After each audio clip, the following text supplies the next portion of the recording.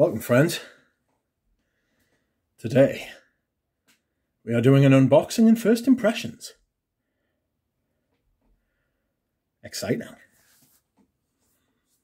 So, yesterday I went to the local department store and had a little sniff around. I bought a couple of fragrances, one which isn't a new fragrance to the collection, but I backed it up because it's been discontinued.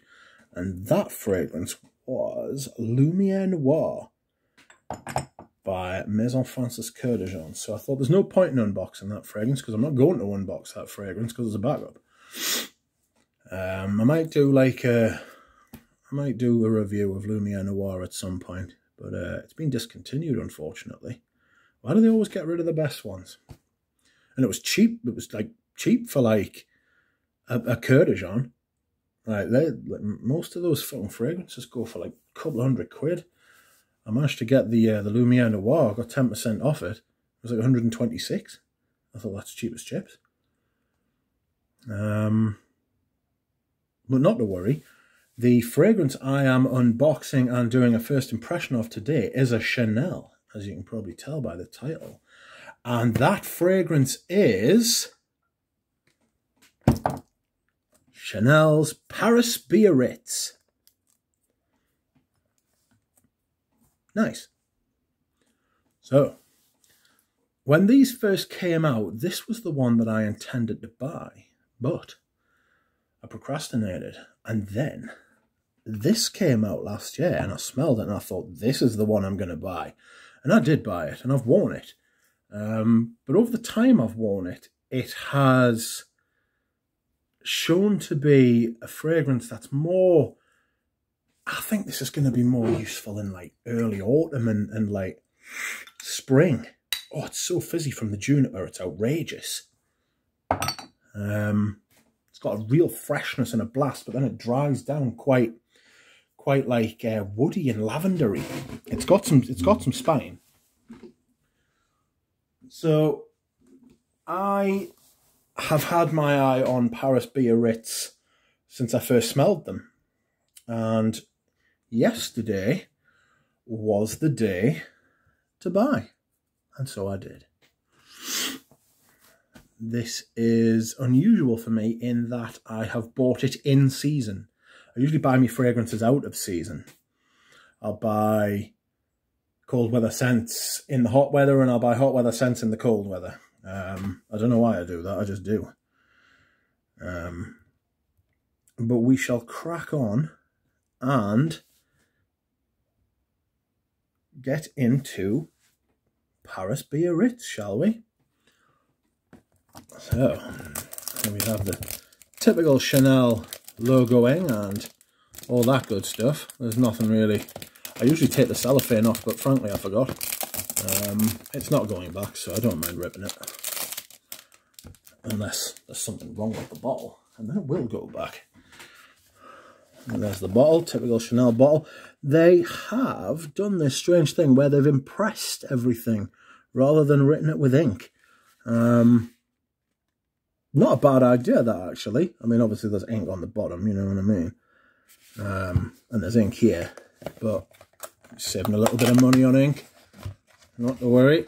There's the box. There's the bottle. And the box. We don't destroy boxes on this channel. I shall simply put it there. Oh, maybe I'll put it there instead. Well, there you have it, ladies and gentlemen. I really like these bottles.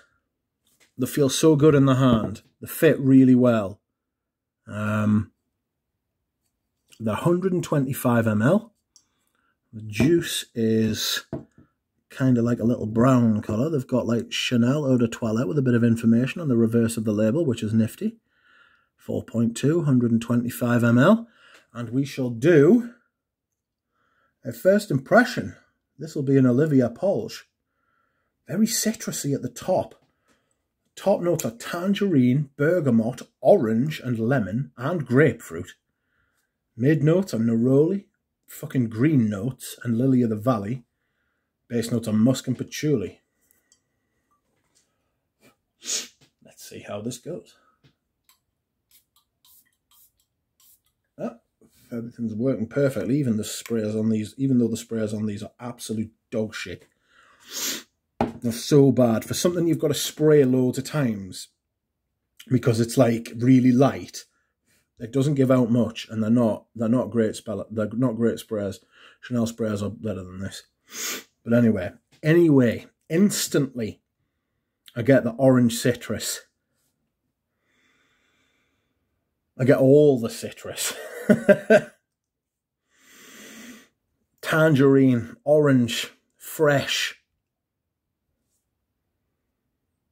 I'm not usually a fan of an orange note, but I quite like that in this. I quite like this. It suits this. It's not misplaced. I've smelled a few fragrances before where an orange note was just thrown in there just for shits and giggles, just by the smells of it, you know. Like you'd be smelling the fragrance, you'd be like, what are you doing here? You're an orange note. Get out of here. I'm not getting much green at the minute, but it's very effervescent. It's not fizzy. That's wrong. It's not effervescent, but it's very big and projecting and light, you know. The different kinds of citrus, because there's an array of citrus there. There's tangerine, bergamot, orange, lemon, and grapefruit. Some of those are lighter than others, you know. Getting the neroli a bit now, and something a bit green too. You know, like a citrus leaf. So citrus and like greenness leaf, you know.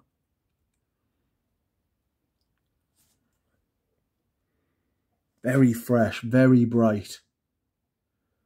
Very good for the heat we had last week. It's absolutely pouring outside now. So it's I've bought it just in time for the rain. But not to worry. This will be another high heat fragrance that I can wear. It's not quite sharp. You know, sometimes you can get sharp citruses. It's not like that. But it is fresh. And it is citric. It's cooling down a little bit now. The neroli's starting to come out a bit. And some greenness. And I imagine that's pretty much all there is to this fragrance. I can't imagine it becoming very much more as it dries down. But it's a good quality, high quality citrus, fresh fragrance. And it's a nice bottle. It's a nice big bottle. 125 ml. Just be able to lather this on when you want. I mean, I've only worn this a few times.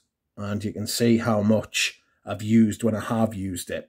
Laid it on thick. That's what you're supposed to do with fragrances like that, you know.